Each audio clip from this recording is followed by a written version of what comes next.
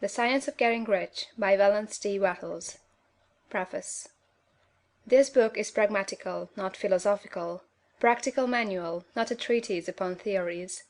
It is intended for the men and women whose most pressing need is for money, who wish to get rich first and philosophize afterward. It is for those who have, so far, found neither the time, the means, nor the opportunity to go deeply into the study of metaphysics, but who want results, and who are willing to take the conclusions of science as a basis for action, without going into all the processes by which those conclusions were reached. It is expected that the reader will take the fundamental statements upon faith, just as he would take statements concerning a law of electrical action if they were promulgated by a Marconi or an Edison; and, taking the statements upon faith, that he will prove their truth by acting upon them without fear or hesitation. Every man or woman who does this will certainly get rich, for the science herein applied is an exact science, and failure is impossible. For the benefit, however, of those who wish to investigate philosophical theories, and so secure a logical basis of faith, I will here cite certain authorities. The monistic theory of the universe, the theory that one is all, and that all is one; that one substance manifests itself as the seeming many elements of the material world, is of Hindu origin, and has been gradually winning its way into the thought of the Western world for 200 years. It is the foundation of all the Oriental philosophies, and of those of Descartes, Spinoza, Leibniz, Schopenhauer, Hegel, and Emerson. The reader who would dig the philosophical foundations of this is advised to read Hegel and Emerson for himself. In writing this book I have sacrificed all other considerations to plainness and simplicity of style, so that all might understand. The plan of action laid down herein was deduced from the conclusions of philosophy. It has been thoroughly tested, and bears the supreme test of practical experiment. It works. If you wish to know how the conclusions were arrived at, read the writings of the authors mentioned above; and if you wish to reap the fruits of their philosophies in actual practice, read this book, and do exactly as it tells you to do. The Author. End of the Preface. Chapter 1. The Right to be Rich. Whatever may be said in praise of poverty, the fact remains that it is not possible to live a really complete or successful life unless one is rich. No man can rise to his greatest possible height in talent or soul development unless he has plenty of money; for to unfold the soul and to develop talent he must have many things to use, and he cannot have these things unless he has money to buy them with. A man develops in mind, soul, and body by making use of things, and society is so organized that man must have money in order to become the possessor of things. Therefore, the basis of all advancement for man must be the science of getting rich. The object of all life is development, and everything that lives has an inalienable right to all the development it is capable of attaining. Man's right to life means his right to have the free and unrestricted use of all the things which may be necessary to his fullest mental, spiritual, and physical unfoldment, or, in other words, his right to be rich. In this book I shall not speak of riches in a figurative way. To be really rich does not mean to be satisfied or contented with a little. No man ought to be satisfied with a little if he is capable of using and enjoying more. The purpose of nature is the advancement and unfoldment of life, and every man should have all that can contribute to the power, elegance, beauty, and richness of life. To be content with less is sinful. The man who owns all he wants for the living of all the life he is capable of living is rich, and no man who has not plenty of money can have all he wants. Life has advanced so far, and become so complex, that even the most ordinary man or woman requires a great amount of wealth in order to live in a manner that even approaches completeness. Every person naturally wants to become all that they are capable of becoming. This desire to realize innate possibilities is inherent in human nature. We cannot help wanting to be all that we can be. Success in life is becoming what you want to be. You can become what you want to be only by making use of things, and you can have the free use of things only as you become rich enough to buy them. To understand the science of getting rich is therefore the most essential of all knowledge. There is nothing wrong in wanting to get rich. The desire for riches is really the desire for a richer, fuller, and more abundant life, and that desire is praiseworthy. The man who does not desire to live more abundantly is abnormal, and so the man who does not desire to have money enough to buy all he wants is abnormal. There are three motives for which we live: We live for the body, we live for the mind, we live for the soul. No one of these is better or holier than the other. All are alike desirable, and no one of the three, body, mind, or soul, can live fully if either of the others is cut short of full life and expression. It is not right or noble to live only for the soul and deny mind or body, and it is wrong to live for the intellect and deny body or soul. We are all acquainted with the loathsome consequences of living for the body and denying both mind and soul, and we can see that real life means the complete expression of all that man can give forth through body, mind, and soul. Whatever he can say, no man can be really happy or satisfied unless his body is living fully in every function, and unless the same is true for his mind and his soul. Wherever there is unexpressed possibility, or function not performed, there is unsatisfied desire. Desire is possibility seeking expression, or function seeking performance. Man cannot live fully in body without good food, comfortable clothing, and warm shelter, and without freedom from excessive toil. Rest and recreation are also necessary for his physical life. He cannot live fully in mind without books and time to study them, without opportunity to travel and observation, or without intellectual companionship. To live fully in mind he must have intellectual recreations, and must surround himself with all the objects of art and beauty he is capable of using and appreciating. To live fully in soul, man must have love, and love is denied expression by poverty. A man's highest happiness is found in the bestowal of benefits on those he loves. Love finds its most natural and spontaneous expression in giving. The man who has nothing to give cannot fill his place as a husband or father, as a citizen, or as a man.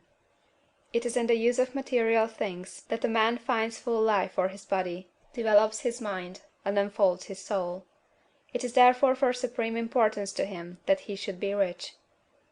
It is perfectly right that you should desire to be rich. If you are a normal man or woman, you cannot help doing so. It is perfectly right that you should give your best attention to the science of getting rich, for it is the noblest and most necessary of all studies.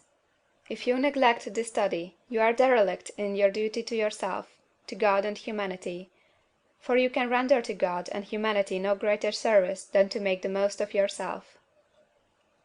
End of Chapter 1. Chapter 2. There is a Science of Getting Rich.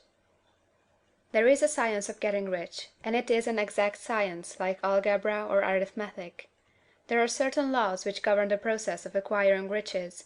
Once these laws are learned and obeyed by any man, he will get rich with mathematical certainty. The ownership of money and property comes as a result of doing things in a certain way. Those who do things in this certain way, whether on purpose or accidentally, get rich, while those who do not do things in this certain way, no matter how hard they work, or how able they are, remain poor. It is a natural law that like causes always produce like effects, and therefore any man or woman who learns to do things in this certain way will infallibly get rich. That the above statement is true is shown by the following facts. Getting rich is not a matter of environment, for, if it were, all the people in certain neighborhoods would become wealthy, the people of one city would be all rich, while those of other towns would all be poor, or the inhabitants of one state would roll in wealth, while those of an adjoining state would be in poverty. But everywhere we see rich and poor living side by side, in the same environment, and often engaged in the same vocations. When two men are in the same locality, and in the same business, and one gets rich while the other remains poor, it shows that getting rich is not primarily a matter of environment. Some environments may be more favorable than others, but when two men in the same business are in the same neighborhood, and one gets rich while the other fails, it indicates that getting rich is a result of doing things in a certain way. And further, the ability to do things in this certain way is not due solely to the possession of talent, for many people who have great talent remain poor, while others who have very little talent get rich. Studying the people who have got rich, we find that they are an average lot in all respects, having no greater talents or abilities than other men. It is evident that they do not get rich because they possess talents or abilities that other men have not, but because they happen to do things in a certain way. Getting rich is not the result of saving or thrift. Many very penurious people are poor, while free spenders often get rich. Nor is getting rich due to doing things which others fail to do, for two men in the same business often do almost exactly the same things, and one gets rich while the other remains poor or becomes bankrupt. From all these things, we must come to the conclusion that getting rich is the result of doing things in a certain way. If getting rich is the result of doing things in a certain way, and if like causes always produce like effects, then any man or woman who can do things in that way can become rich, and the whole matter is brought within the domain of exact science. The question arises here, whether this certain way may not be so difficult that only a few may follow it. This cannot be true, as we have seen, so far as natural ability is concerned. Talented people get rich, and blockheads get rich. Intellectually brilliant people get rich, and very stupid people get rich. Physically strong people get rich, and weak and sickly people get rich. Some degree of ability to think and understand is, of course, essential. But in so far natural ability is concerned, any man or woman who has sense enough to read and understand these words can certainly get rich. Also, we have seen that it is not a matter of environment. Location counts for something. One would not go to the heart of the Sahara and expect to do successful business. Getting rich involves the necessity of dealing with men, and of being where there are people to deal with. And if these people are inclined to deal in the way you want to deal, so much the better. But that is about as far as environment goes. If anybody else in your town can get rich, so can you. And if anybody else in your state can get rich, so can you.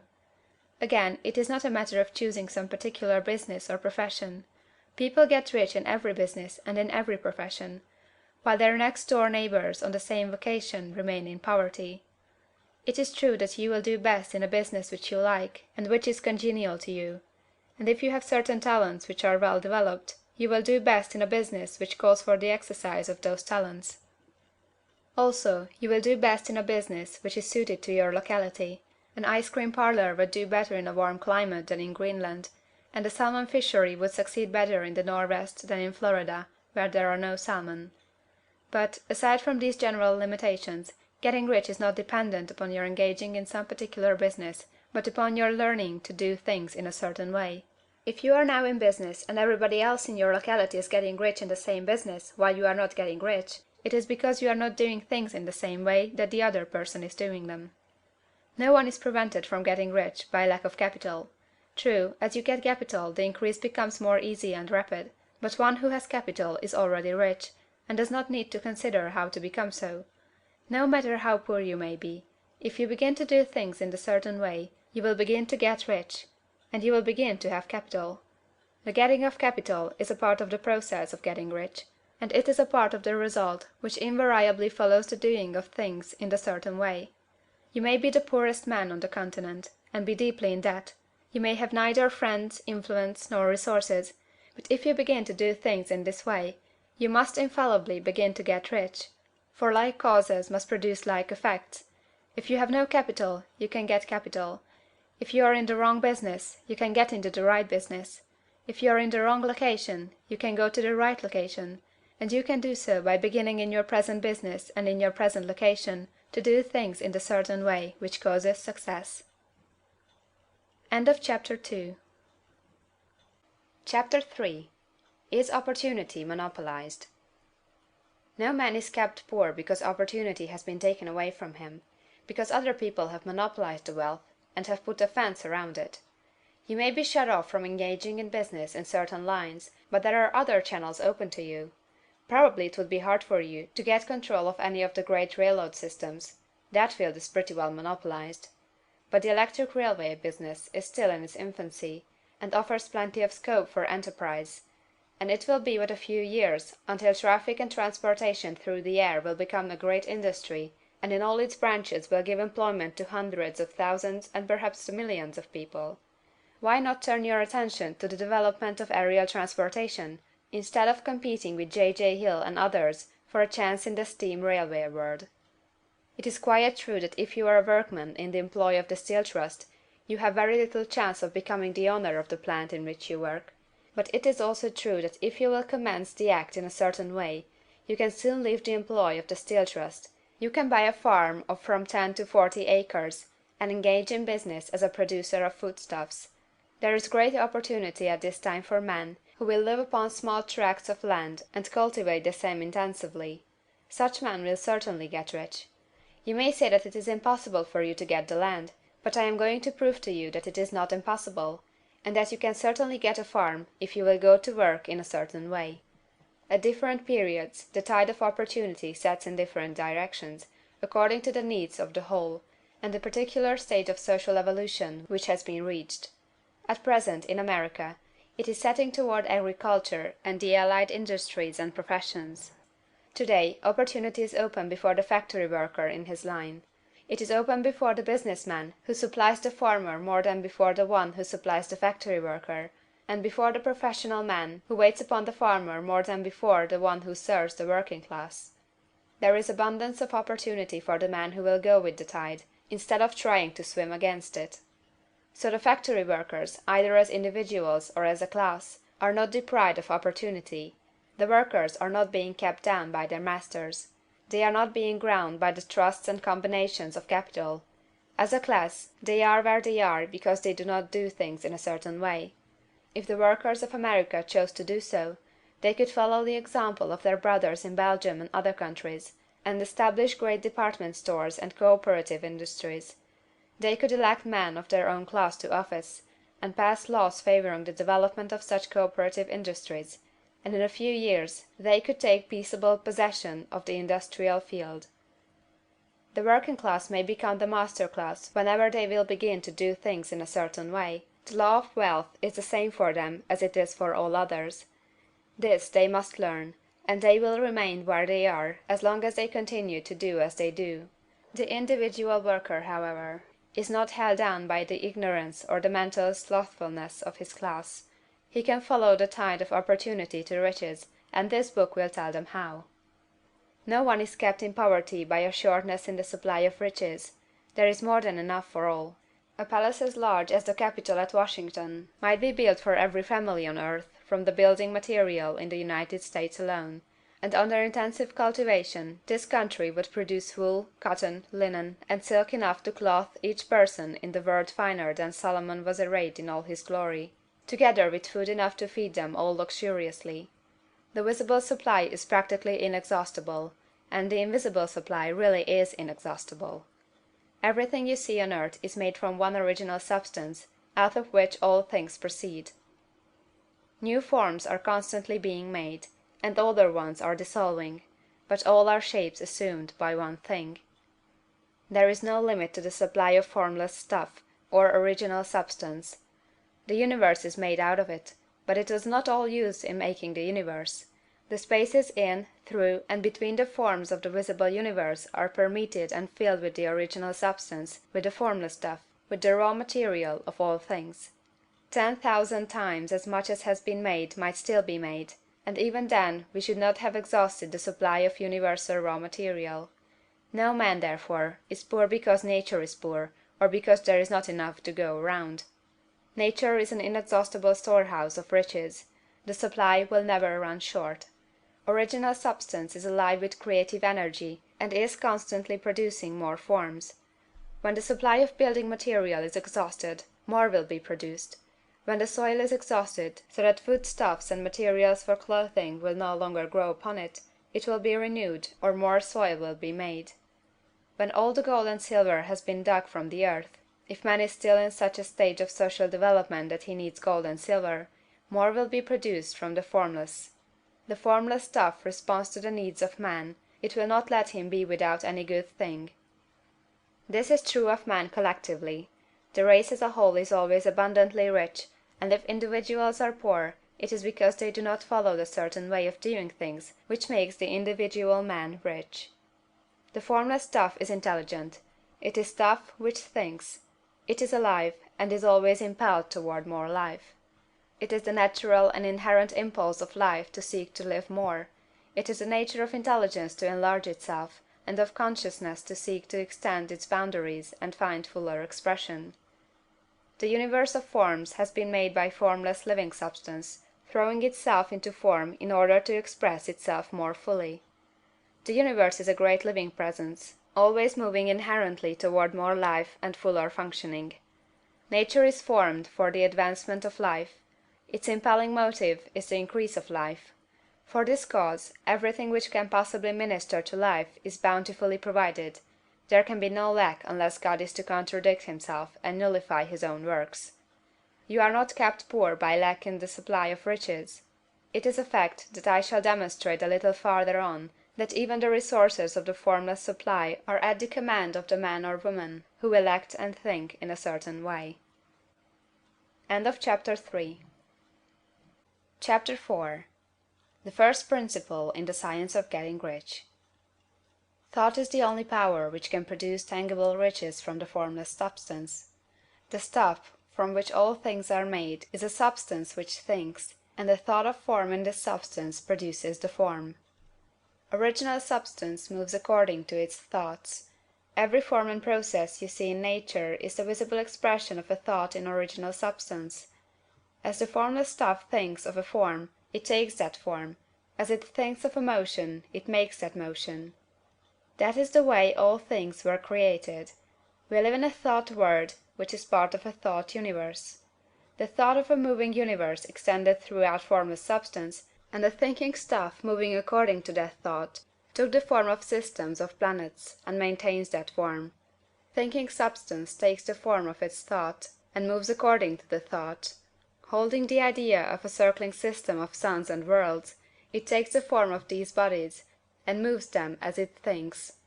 Thinking the form of a slow-growing oak tree, it moves accordingly, and produces the tree, though centuries may be required to do the work. In creating, the formless seems to move according to the lines of motion it has established.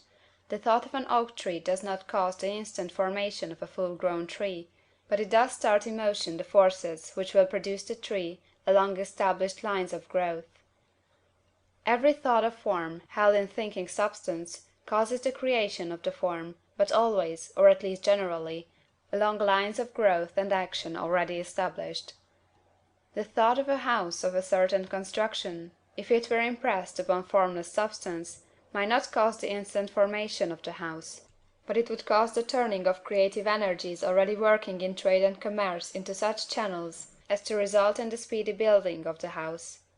And if there were no existing channels through which the creative energy could work, then the house would be formed directly from primal substance, without waiting for the slow processes of the organic and inorganic world. No thought of form can be impressed upon original substance without causing the creation of the form. Man is a thinking centre, and can originate thought. All the forms that man fashions with his hands must first exist in his thought. He cannot shape a thing until he has thought that thing. And so far man has confined his efforts wholly to the work of his hands. He has applied manual labour to the world of forms, seeking to change or modify those already existing. He has never thought of trying to cause the creation of new forms by impressing his thoughts upon formless substance. When man has a thought form, he takes material from the forms of nature, and makes an image of the form which is in his mind. He has so far made little or no effort to co-operate with formless intelligence, to work with the Father. He has not dreamed that he can do what he seeth the Father doing. Man reshapes and modifies existing forms by manual labour. He has given no attention to the question whether he may not produce things from formless substance by communicating his thoughts to it. We propose to prove that he may do so, to prove that any man or woman may do so, and to show how. As our first step, we must lay down three fundamental propositions. First, we assert that there is one original formless stuff, or substance, from which all things are made. All the seemingly many elements are but different presentations of one element. All the many forms found in organic and inorganic nature are but different shapes, made from the same stuff. And this stuff is thinking stuff. A thought held in it produces the form of the thought. Thought, in thinking substance, produces shapes. Man is a thinking centre, capable of original thought. If man can communicate his thought to original thinking substance, he can cause the creation or formation of the thing he thinks about. To summarize this, there is a thinking stuff from which all things are made, and which, in its original state, permeates, penetrates, and fills the interspaces of the universe. A thought, in this substance, produces the thing that is imaged by the thought. Man can form things in his thought, and, by impressing his thought upon formless substance, can cause the thing he thinks about to be created. It may be asked if I can prove these statements, and without going into details, I answer that I can do so, both by logic and experience. Reasoning back from the phenomena of form and thought, I come to one original thinking substance, and reasoning forward from this thinking substance, I come to man's power to cause the formation of the thing he thinks about. And, by experiment, I find the reasoning true, and this is my strongest proof. If one man who reads this book gets rich by doing what it tells him to do, that is evidence in support of my claim. But if every man who does what it tells him to do gets rich, that is positive proof until someone goes through the process and fails. The theory is true until the process fails, and this process will not fail, for every man who does exactly what this book tells him to do will get rich. I have said that men get rich by doing things in a certain way, and in order to do so, man must become able to think in a certain way. A man's way of doing things is the direct result of the way he thinks about things. To do things in a way you want to do them, you will have to acquire the ability to think the way you want to think. This is the first step toward getting rich. To think what you want to think is to think truth, regardless of appearances. Every man has the natural and inherent power to think what he wants to think, but it requires far more effort to do so than it does to think the thoughts which are suggested by appearances.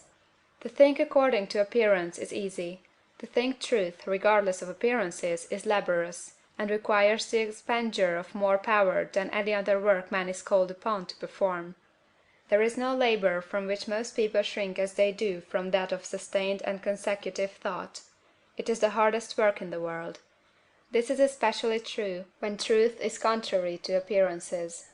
Every appearance in the visible world tends to produce a corresponding form in the mind which observes it, and this can only be prevented by holding the thought of the truth. To look upon the appearance of disease will produce the form of disease in your own mind, and ultimately in your body, unless you hold the thought of the truth, which is that there is no disease, it is only an appearance, and the reality is health. To look upon the appearances of poverty will produce corresponding forms in your own mind, unless you hold to the truth that there is no poverty, there is only abundance. To think health when surrounded by the appearances of disease, or to think riches when in the midst of appearances of poverty, requires power. But he who acquires this power becomes a master mind. He can conquer fate, he can have what he wants. This power can only be acquired by getting hold of the basic fact which is behind all appearances, and that fact is that there is one thinking substance from which and by which all things are made. Then we must grasp the truth that every thought held in this substance becomes a form, and that man can so impress his thoughts upon it as to cause them to take form and become visible things. When we realize this, we lose all doubt and fear, for we know that we can create we want to create, we can get what we want to have, and can become what we want to be. As a first step toward getting rich, you must believe the three fundamental statements given previously in this chapter, and in order to emphasize them, I repeat them here. There is a thinking stuff from which all things are made, and which, in its original state, permeates, penetrates, and fills the interspaces of the universe. A thought, in this substance, produces the thing that is imaged by the thought. Man can form things in his thought, and, by impressing his thought upon formless substance, can cause the thing he thinks about to be created. You must lay aside all other concepts of the universe than this monistic one, and you must dwell upon this until it is fixed in your mind, and has become your habitual thought. Read these creed statements over and over again, fix every word upon your memory, and meditate upon them until you firmly believe what they say. If a doubt comes to you, cast it aside as a sin. Do not listen to arguments against this idea. Do not go to churches or lectures where a contrary concept of things is taught or preached. Do not read magazines or books which teach a different idea. If you get mixed up in your faith, all your efforts will be in vain. Do not ask why these things are true. nor speculate as to how they can be true. Simply take them on trust. The science of getting rich begins with the absolute acceptance of this faith. Chapter 5. Increasing Life. You must get rid of the last vestige of the old idea that there is a Deity whose will it is that you should be poor, or whose purposes may be served by keeping you in poverty. The intelligent substance which is all, and in all, and which lives in all, and lives in you, is a consciously living substance. Being a consciously living substance, it must have the nature and inherent desire of every living intelligence for increase of life.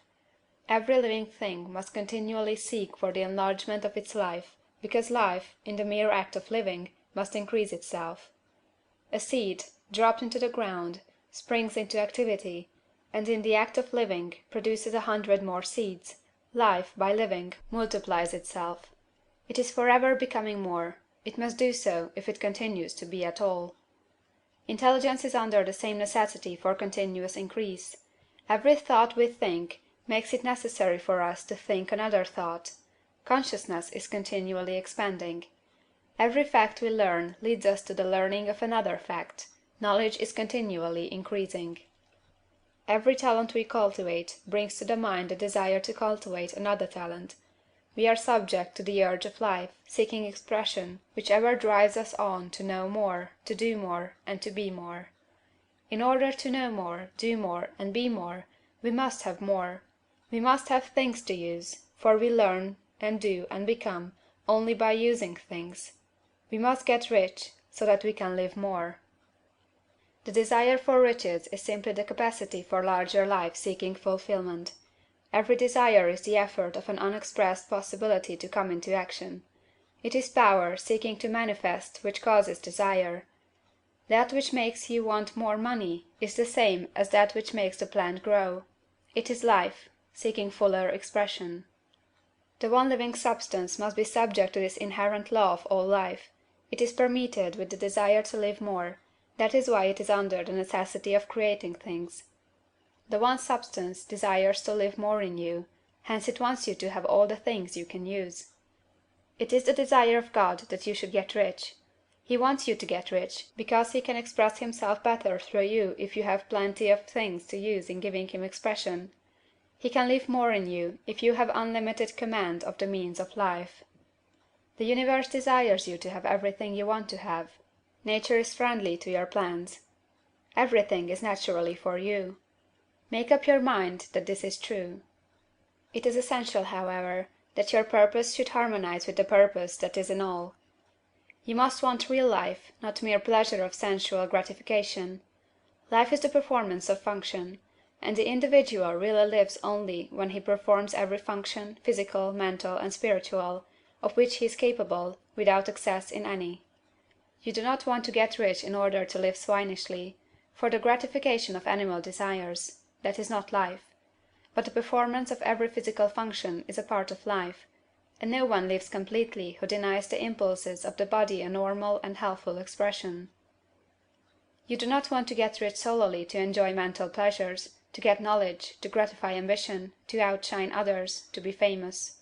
All these are legitimate part of life, but the man who lives for the pleasures of the intellect alone will only have a partial life, and he will never be satisfied with his lot. You do not want to get rich solely for the good of others, to lose yourself for the salvation of mankind, to experience the joys of philanthropy and sacrifice. The joys of the soul are only a part of life, and they are no better nor nobler than any other part.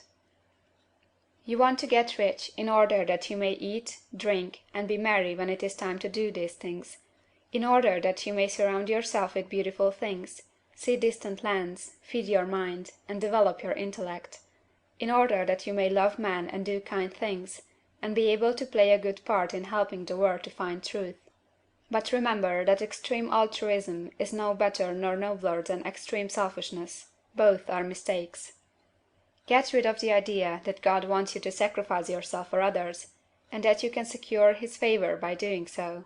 God requires nothing of the kind. What he wants you is that you should make the most of yourself, for yourself, and for others. And you can help others more by making the most of yourself than in any other way. You can make the most of yourself only by getting rich.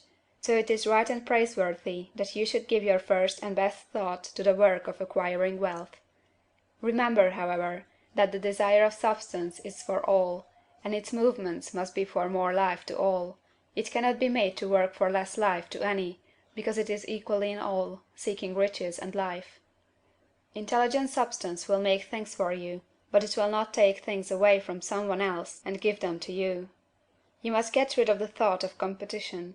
You are to create, not to compete for what is already created. You do not have to take anything from any one. You do not have to drive sharp bargains. You do not have to cheat, or to take advantage. You do not need to let any man work for you for less than he earns. You do not have to covet the property of others, or to look at it with wistful eyes. No man has anything of which you cannot have the like, and that without taking what he has away from him. You are to become a creator, not a competitor. You are going to get what you want, but in such a way that when you get it every other man will have more than he has now. I am aware that there are men who get a vast amount of money by proceeding in direct opposition to the statements in the paragraph above, and may add a word of explanation here. Men of the plutocratic type, who become very rich, do so sometimes purely by their extraordinary ability on the plane of competition, and sometimes they unconsciously relate themselves to substance in its great purposes and movements for the general racial upbuilding through industrial evolution. Rockefeller, Carnegie, Morgan, and others have been the unconscious agents of the Supreme in the necessary work of systematizing and organizing productive industry, and in the end their work will contribute immensely toward increased life for all. Their day is nearly over. They have organized production, and will soon be succeeded by the agents of the multitude, who will organize the machinery of distribution. The multimillionaires are like the monster reptiles of the prehistoric eras. They play a necessary part in the evolutionary process, but the same power which produced them will dispose of them. And it is well to bear in mind that they have never been really rich. A record of the private lives of most of this class will show that they have really been the most abject and wretched of the poor. Riches secured on the competitive plane are never satisfactory and permanent. They are yours today and another's tomorrow. Remember, if you are to become rich in a scientific and certain way, you must rise entirely out of the competitive thought. You must never think for a moment that the supply is limited. Just as soon as you begin to think that all the money is being cornered and controlled by bankers and others, and that you must exert yourself to get laws passed to stop this process and so on, in that moment you drop into the competitive mind, and your power to cause creation is gone for the time being, and what is worse, you will probably arrest the creative movements you have already instituted. Know that there are countless millions of dollars worth of gold in the mountains of the earth, not yet brought to light, and know that if there were not, more would be created from thinking substance to supply your needs. Know that the money you need will come, even if it is necessary for 1,000 men to be led to the discovery of new gold mines tomorrow. Never look at the visible supply, look always at the limitless riches in formless substance, and know that they are coming to you as fast as you can receive and use them. Nobody, by cornering the visible supply, can prevent you from getting what is yours. So never allow yourself to think for an instant that all the best building spots will be taken before you get ready to build your house, unless you hurry. Never worry about the trusts and combines, and get anxious for fear they will soon come to own the whole earth. Never get afraid that you will lose what you want because some other person beats you to it. That cannot possibly happen. You are not seeking anything that is possessed by anybody else. You are causing what you want to be created from formless substance, and the supply is without limits. Stick to the formulated statement. There is a thinking stuff from which all things are made, and which, in its original state, permeates, penetrates, and fills the interspaces of the universe. A thought, in this substance, produces the thing that is imaged by the thought. Man can form things in his thought, and, by impressing his thought upon formless substance, can cause the thing he thinks about to be created. End of Chapter 5. Chapter 6. How Riches Come to You. When I say that you do not have to drive sharp bargains, I do not mean that you do not have to drive any bargains at all, or that you are above the necessity for having any dealings with your fellow men. I mean that you will not need to deal with them unfairly. You do not have to get something for nothing, but can give to every man more than you take from him. You cannot give every man more in cash market value than you take from him, but you can give him more in use value than the cash value of the thing you take from him. The paper, ink, and other material in this book may not be worth the money you pay for it, but if the ideas suggested in it bring you thousands of dollars, you have not been wronged by those who sold it to you. They have given you a great use value for a small cash value. Let us suppose that I own a picture by one of the greatest artists, which, in any civilized community, is worth thousands of dollars. I take it to Baffin Bay, and by salesmanship induce an Eskimo to give a bundle of furs worth $500 for it. I have really wronged him, for he has no use for the picture. It has no use value to him. It will not add to his life. But suppose I give him a gun, worth $50 for his furs. Then he has made a good bargain. He has use for the gun. It will get him many more furs and much food. It will add to his life in every day. It will make him rich. When you rise from the competitive to the creative plane, you can scan your business transactions very strictly, and if you are selling any man anything which does not add more to his life than the thing he gives you in exchange, you can afford to stop it. You do not have to beat anybody in business. And if you are in a business which does beat people, get out of it at once. Give every man more in use value than you take from him in cash value. Then you are adding to the life of the world by every business transaction. If you have people working for you, you must take from them more cash value than you pay them in wages. But you can so organize your business that it will be filled with the principle of advancement, and so that each employee who wishes to do so may advance a little every day.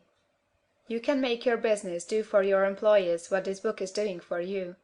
You can so conduct your business that it will be a sort of ladder, by which every employee who will take the trouble may climb to riches himself, and given the opportunity, if he will not do so, it is not your fault.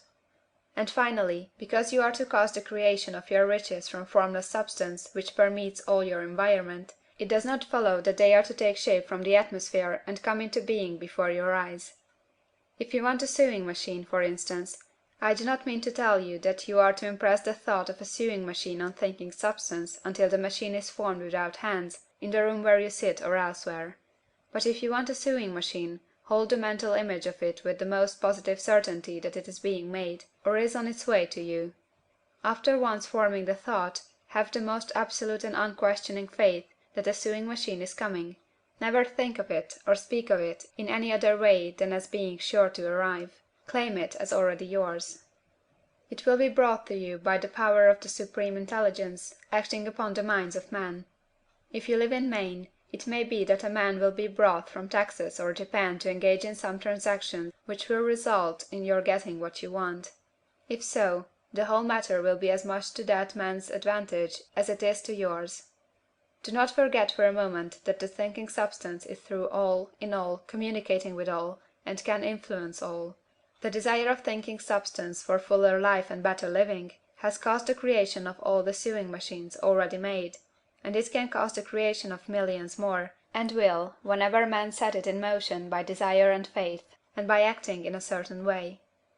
You can certainly have a sewing machine in your house, and it is just as certain that you can have any other thing or things which you want, and which you will use for the advancement of your own life and the lives of others. You need not hesitate about asking largely.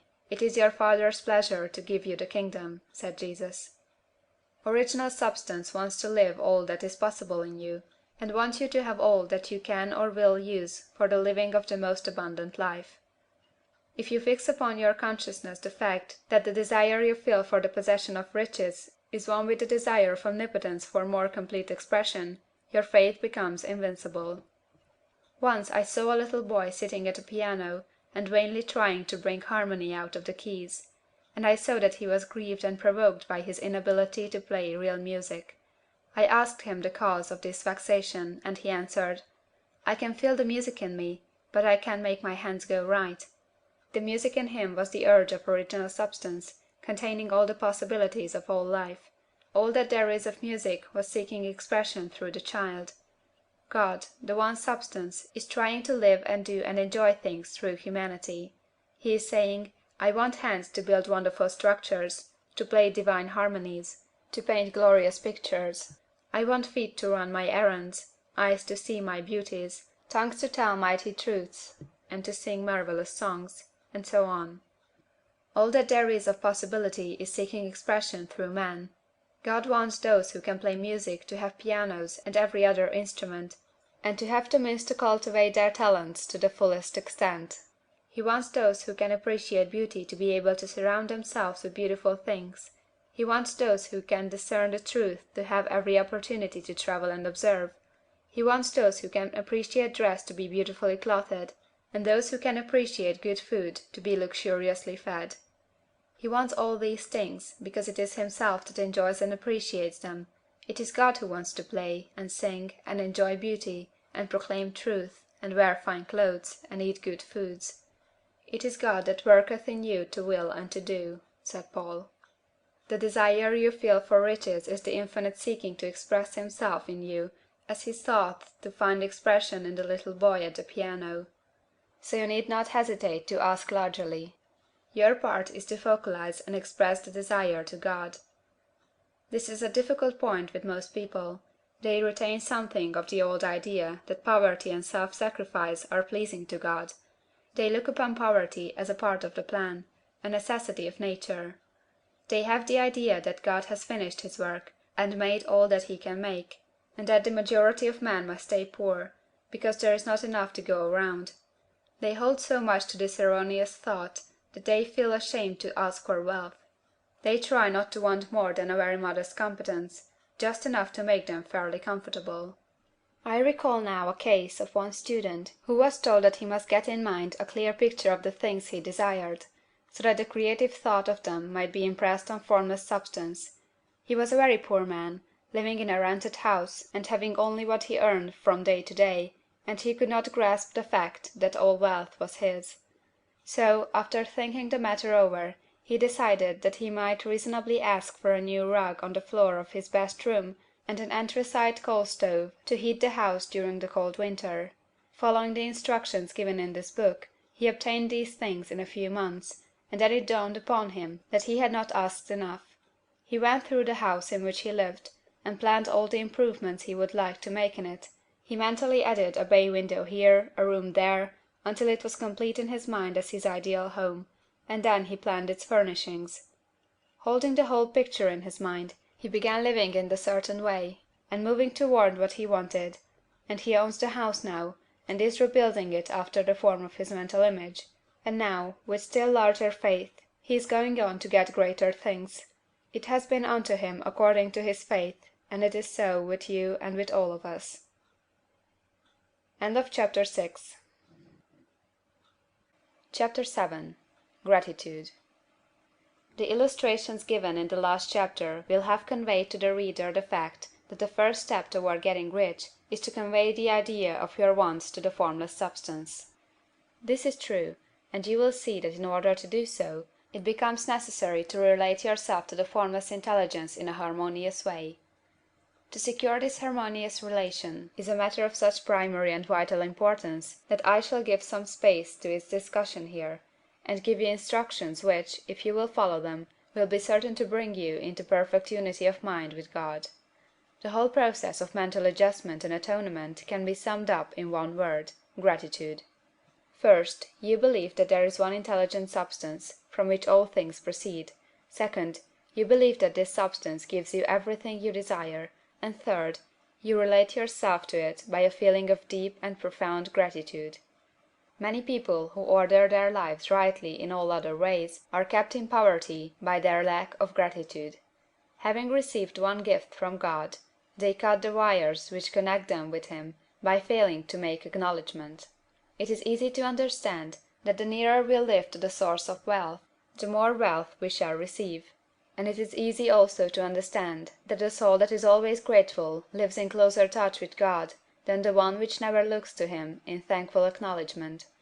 The more gratefully we fix our minds on the Supreme when good things come to us, the more good things we will receive, and the more rapidly they will come.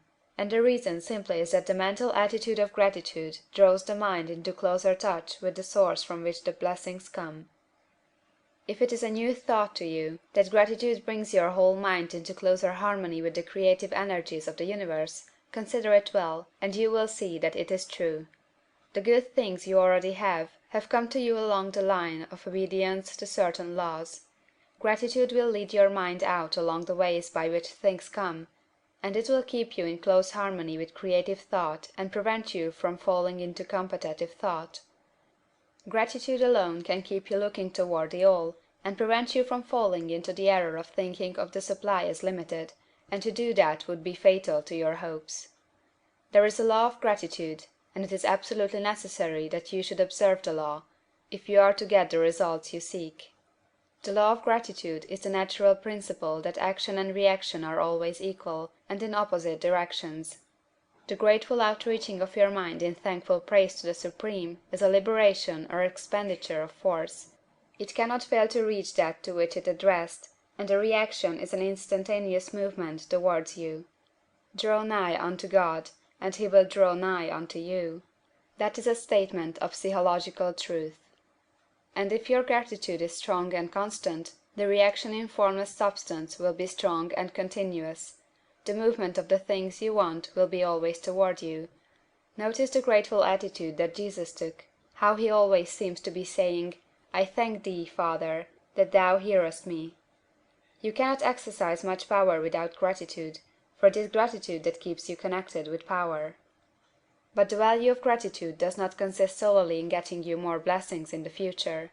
Without gratitude you cannot long keep from dissatisfied thought regarding things as they are. The moment you permit your mind to dwell with dissatisfaction upon things as they are, you begin to lose ground. You fix attention upon the common, the ordinary, the poor, and the squalid and mean, and your mind takes the form of these things. Then you will transmit these forms or mental images to the formless, and the common, the poor, the squalid, the mean will come to you. To permit your mind to dwell upon the inferior is to become inferior and to surround yourself with inferior things.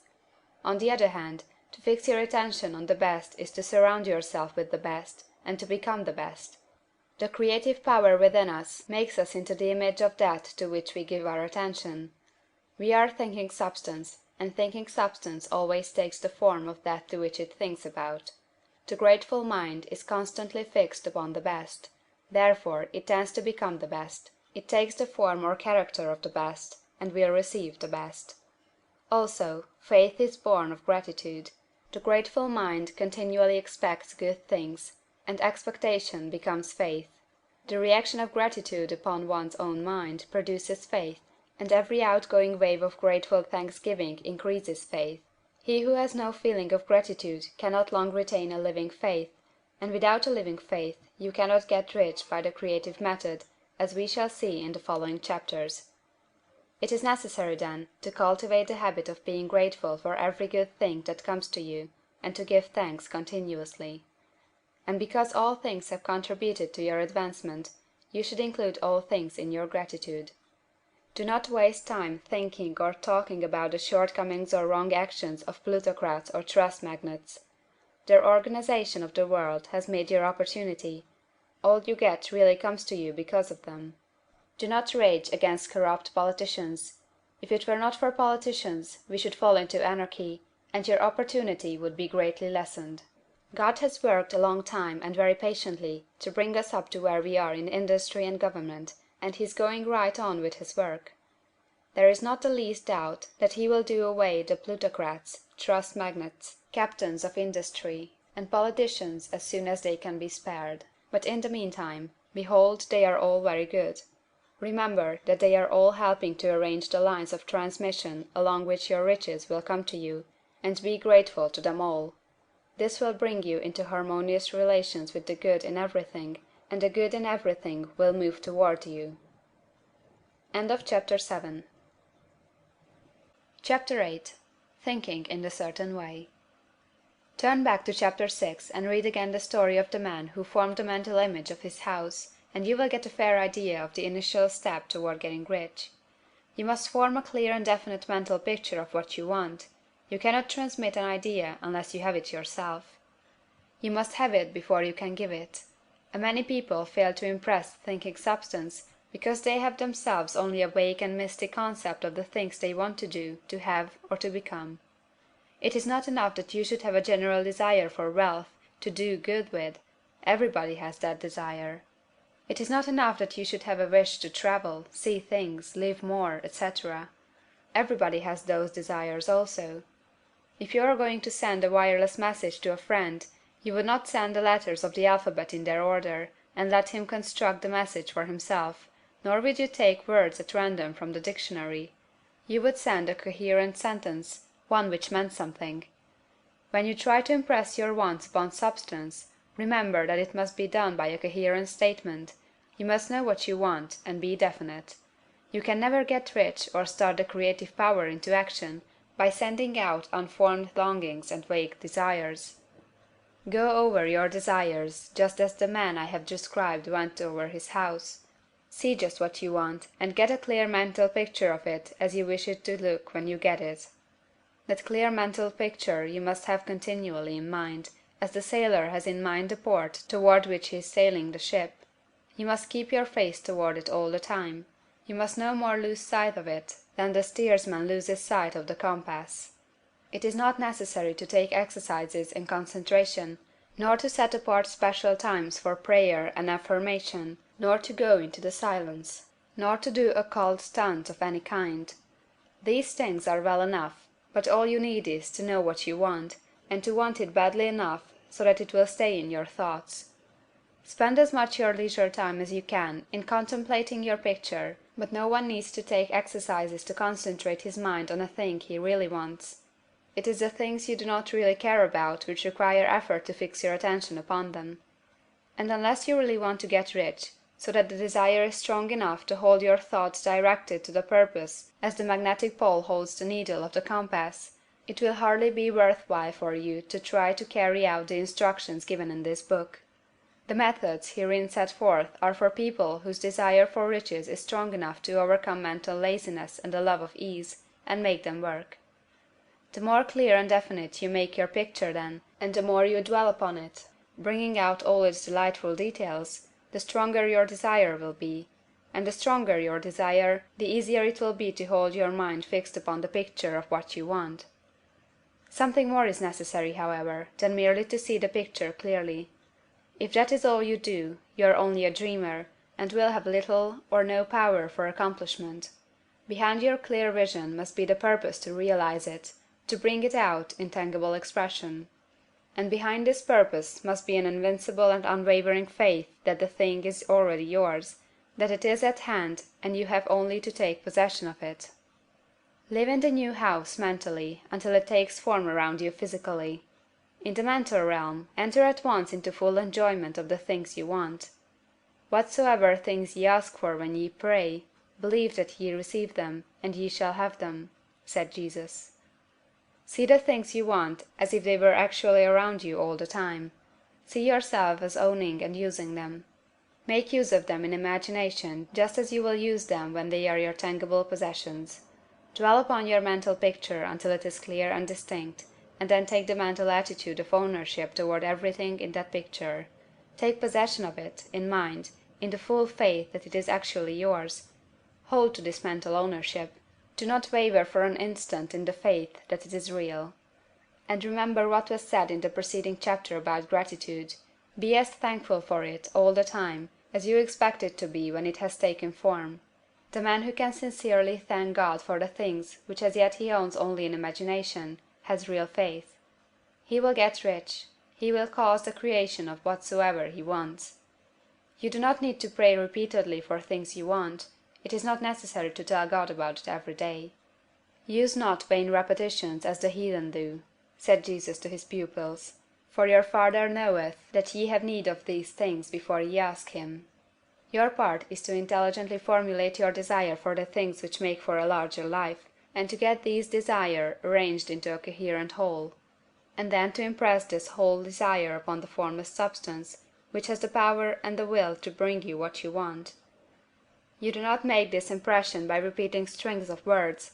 You make it by holding the vision with unshakable purpose to attain it, and with steadfast faith that you do attain it. The answer to prayer is not according to your faith while you are talking, but according to your faith while you are working. You cannot impress the mind of God by having a special Sabbath day set apart to tell him what you want, and of forgetting him during the rest of the week. You cannot impress him by having special hours to go into your closet and pray, if you then dismiss the matter from your mind until the hour of prayer comes again. Oral prayer is well enough, and has its effect, especially upon yourself, in clarifying your vision and strengthening your faith. But it is not your oral petitions which get you what you want. In order to get rich, you do not need a sweet hour of prayer, you need to pray without ceasing. And by prayer I mean holding steadily to your vision, with the purpose to cause its creation into solid form, and the faith that you are doing so. Believe that ye receive them. The whole matter turns on receiving, once you have clearly formed your vision. When you have formed it, it is well to make an oral statement, addressing the Supreme in reverent prayer, and from that moment you must, in mind, receive what you ask for. Live in the new house, wear the fine clothes, ride in the automobile, go on the journey, and confidently plan for greater journeys. Think and speak of all the things you have asked for in terms of actual present ownership. Imagine an environment and a financial condition exactly as you want them, and live all the time in that imaginary environment and financial condition. Mind, however, that you do not do this as a mere dreamer or castle builder. Hold to the faith that the imaginary is being realized, and to the purpose to realize it. Remember that it is faith and purpose in the use of the imagination which makes the difference between the scientist and the dreamer. And having learned this fact, it is here that you must learn the proper use of the will. End of Chapter 8. Chapter 9. How to use the will. To set about getting rich in a scientific way, you do not try to apply your willpower to anything outside of yourself. You have no right to do so, anyway. It is wrong to apply your will to other men and women in order to get them do what you wish done. It is as flagrantly wrong to coerce people by mental power as it is to coerce them by physical power. If compelling people by physical force to do things for you reduces them to slavery, compelling them by mental means accomplishes exactly the same thing. The only difference is in methods. If taking things from people by physical force is robbery, then taking things by mental force is robbery also. There is no difference in principle. You have no right to use your willpower upon another person, even for his own good, for you do not know what is for his good. The science of getting rich does not require you to apply power or force to any other person, in any way whatsoever. There is not the slightest necessity for doing so. Indeed, any attempt to use your will upon others will only tend to defeat your purpose. You do not need to apply your will to things in order to compel them to come to you. That would simply be trying to coerce God, and would be foolish and useless, as well as irreverent. You do not have to compel God to give you good things, any more than you have to use your willpower to make the sun rise. You do not have to use your willpower to conquer an unfriendly deity, or to make stubborn and rebellious forces do your bidding. Substance is friendly to you, and is more anxious to give you what you want than you are to get it. To get rich, you need only to use your willpower upon yourself. When you know what to think or do, then you must use your will to compel yourself to think and do the right things. That is the legitimate use of the will in getting what you want, to use it in holding yourself to the right course. Use your will to keep yourself thinking and acting in a certain way. Do not try to project your will, or your thoughts, or your mind out into space, to act on things or people. Keep your mind at home. It can accomplish more there than elsewhere. Use your mind to form a mental image of what you want, and to hold that vision with faith and purpose. And use your will to keep your mind working in the right way. The more steady and continuous your faith and purpose, the more rapidly you will get rich, because you will make only positive impressions upon substance, and you will not neutralize or offset them by negative impressions. The picture of your desires, held with faith and purpose, is taken up by the formless, and permits it to great distances throughout the universe for all I know. As this impression spreads, all things are set moving toward its realization. Every living thing, every inanimate thing, and the things yet uncreated are stirred toward bringing into being that which you want. All force begins to be exerted in that direction, all things begin to move toward you. The minds of people, everywhere, are influenced toward doing the things necessary to the fulfilling of your desires, and they work for you unconsciously. But you can check all this by starting a negative impression in the formless substance. Doubt or unbelief is as certain to start a movement away from you as faith and purpose are to start one toward you. It is by not understanding this that most people who try to make use of mental science in getting rich make their failure. Every hour and moment you spend in giving heed to doubts and fears, every hour you spend in worry, every hour in which your soul is possessed by unbelief, sets a current away from you in the whole domain of intelligent substance. All the promises are unto them that believe, and unto them only. Notice how insistent Jesus was upon his point of belief, and now you know the reason why. Since belief is all important, it behooves you to guard your thoughts, and as your beliefs will be shaped in a very great extent by the things you observe and think about, it is important that you should command your attention. And here the will comes into use, for it is by your will that you determine upon what things your attention shall be fixed. If you want to become rich, you must not make a study of poverty. Things are not brought into being by thinking about their opposites. Health is never to be attained by studying disease and thinking about disease. Righteousness is not to be promoted by studying sin and thinking about sin. And no one ever got rich by studying poverty and thinking about poverty. Medicine as a science of disease has increased disease. Religion as science of sin has promoted sin. And economics as a study of poverty will fill the world with wretchedness and want. Do not talk about poverty. Do not investigate it or concern yourself with it. Never mind what its causes are. You have nothing to do with them. What concerns you is the cure. Do not spend your time in charitable work or charity movements. All charity only tends to perpetuate the wretchedness it aims to eradicate. I do not say that you should be hard-hearted or unkind, and refuse to hear the cry of need. But you must not try to eradicate poverty in any of the conventional ways. Put poverty behind you, and put all that pertains to it behind you and make good. Get rich, that is the best way you can help the poor. And you cannot hold the mental image which is to make you rich, if you fill your mind with pictures of poverty. Do not read books or papers which give you circumstantial accounts of the wretchedness of the tenement dwellers, of the horrors of child labor, and so on. Do not read anything which fills your mind with gloomy images of want and suffering. You cannot help the poor in the least by knowing about these things, and the widespread knowledge of them does not tend to all to do away with poverty. What tends to do away with poverty is not the getting of pictures of poverty into your mind, but getting pictures of wealth into the minds of the poor. You are not deserting the poor in their misery when you refuse to allow your mind to be filled with pictures of that misery. Poverty can be done away with, not by increasing the number of well-to-do people to think about poverty, but by increasing the number of poor people who purpose with faith to get rich. The poor do not need charity, they need inspiration. Charity only sends them a loaf of bread to keep them alive in their wretchedness, or gives them an entertainment to make them forget for an hour or two, but inspiration will cause them to rise out of their misery. If you want to help the poor, demonstrate to them that they can become rich. Prove it by getting rich yourself. The only way in which poverty will ever be banished from this world is by getting a large and constantly increasing number of people to practice the teaching of this book. People must be taught to become rich by creation, not by competition. Every man who becomes rich by competition throws down behind him the ladder by which he rises, and keeps others down. But every man who gets rich by creation opens a way for thousands to follow him, and inspires them to do so. You are not showing hardness of heart or an unfeeling disposition when you refuse to pity poverty, see poverty, read about poverty, or think and talk about it, or to listen to those who do talk about it. Use your willpower to keep your mind off the subject of poverty, and to keep it fixed with faith and purpose on the vision of what you want.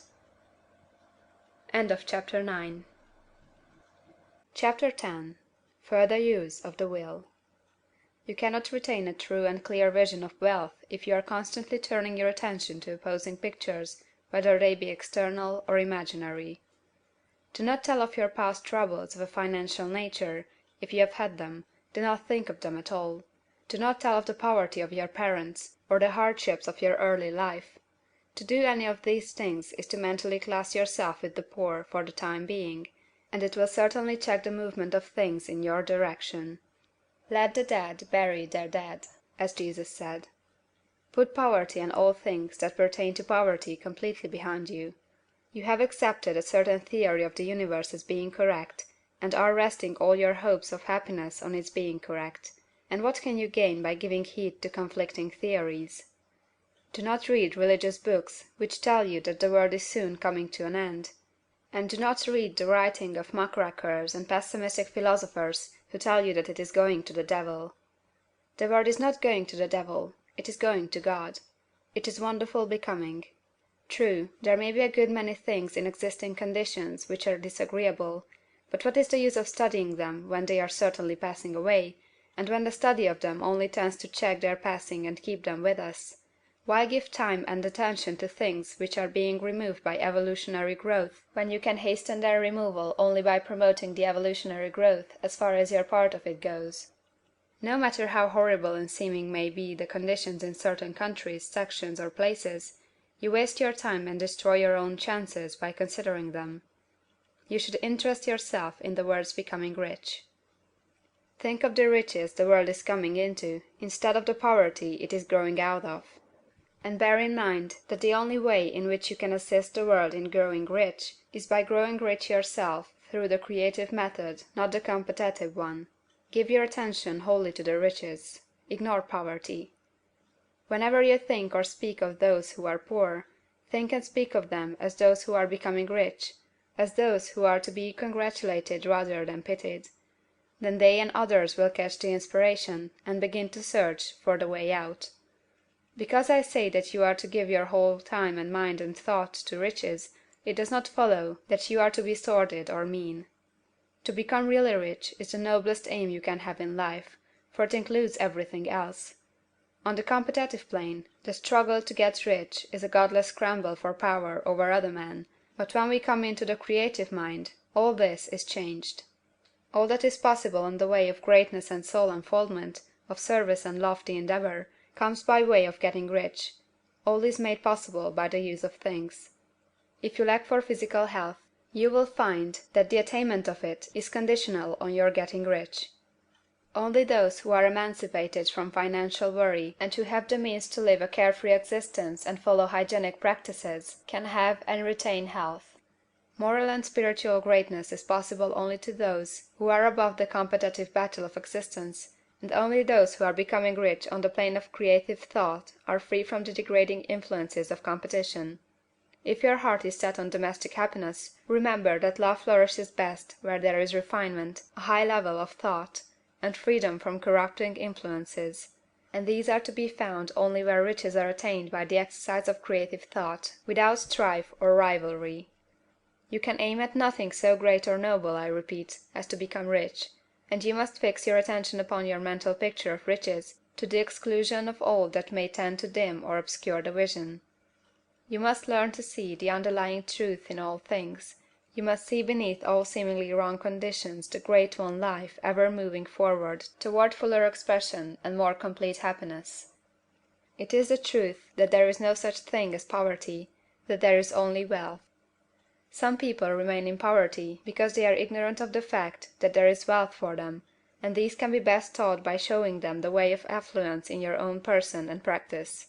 Others are poor because, while they feel that there is a way out, they are too intellectually indolent to put forth the mental effort necessary to find that way and by travel it, and for these the very best thing you can do is to arouse their desire by showing them the happiness that comes from being rightly rich. Others still are poor because, while they have some notion of science, they have become so swamped and lost in the maze of metaphysical and occult theories that they do not know which road to take. They try a mixture of many systems and fail in all.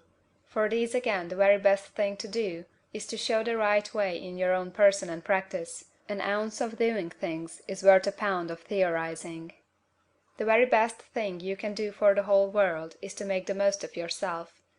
You can serve God and man in no more effective way than by getting rich; that is, if you get rich by the creative method and not by the competitive one. Another thing. We assert that this book gives in detail the principles of the science of getting rich, and if that is true, you do not need to read any other book upon the subject. This may sound narrow and egoistical, but consider, there is no more scientific method of computation in mathematics than by addition, subtraction, multiplication, and division. No other method is possible. There can be but one shortest distance between two points. There is only one way to think scientifically, and that is to think in the way that leads to the most direct and simple route to the goal. No man has yet formulated a briefer or less complex system than the one set forth herein. It has been stripped of all non-essentials. When you commence on this, lay all others aside. Put them out of your mind altogether. Read this book every day, keep it with you, commit it to memory, and do not think about other systems and theories.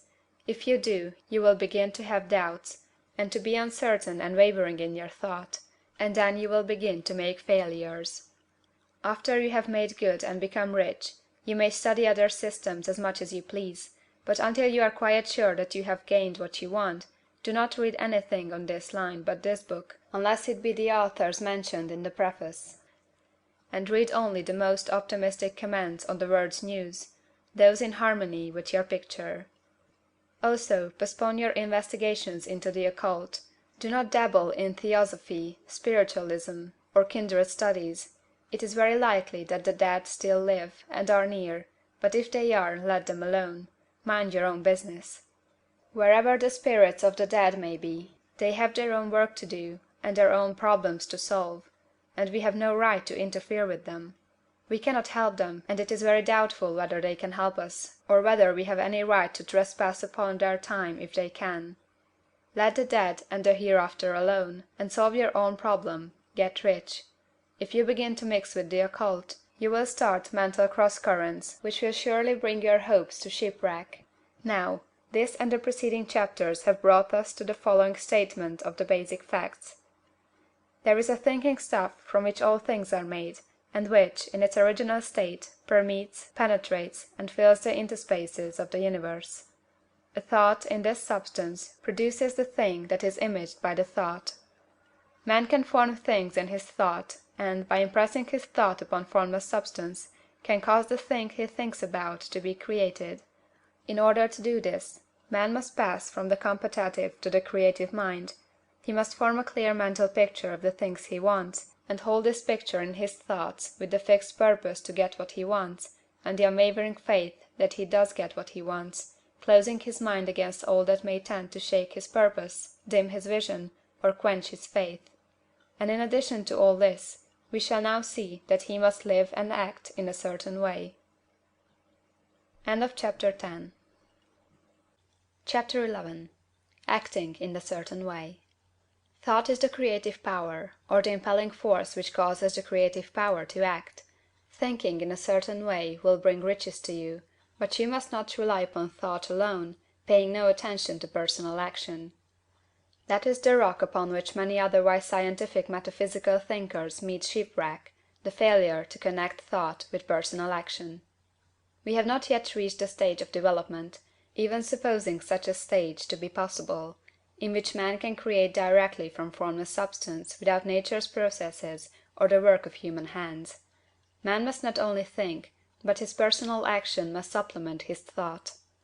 By thought, you can cause the gold in the hearts of the mountains to be impelled toward you, but it will not mine itself, refine itself, coin itself into double eagles, and come rolling along the roads seeking its way into your pocket. Under the impelling power of the Supreme Spirit, man's affairs will be so ordered that some one will be led to mine the gold for you. Other men's business transactions will be so directed that the gold will be brought toward you, and you must so arrange your own business affairs that you may be able to receive it when it comes to you. Your thought makes all things, animate and inanimate, work to bring you what you want, but your personal activity must be such that you can rightly receive what you want when it reaches you. You are not to take it as charity, nor to steal it. You must give every man more in use value than he gives you in cash value. The scientific use of thought consists in forming a clear and distinct mental image of what you want, in holding fast to the purpose to get what you want, and in realizing with grateful faith that you do get what you want. Do not try to project your thought in any mysterious or occult way, with the idea of having it go out and do things for you. That is wasted effort, and will weaken your power to think with sanity. The action of thought in getting rich is fully explained in the preceding chapters. Your faith and purpose positively impress your vision upon formless substance, which has the same desire for more life that you have; and this vision, received from you, sets all the creative forces at work in and through their regular channels of action, but directed toward you. It is not your part to guide or supervise the creative process. All you have to do with that is to retain your vision, stick to your purpose, and maintain your faith and gratitude.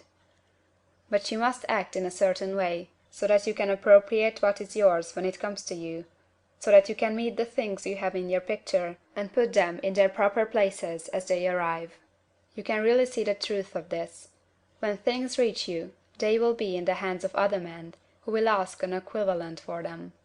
And you can only get what is yours by giving the other man what is his.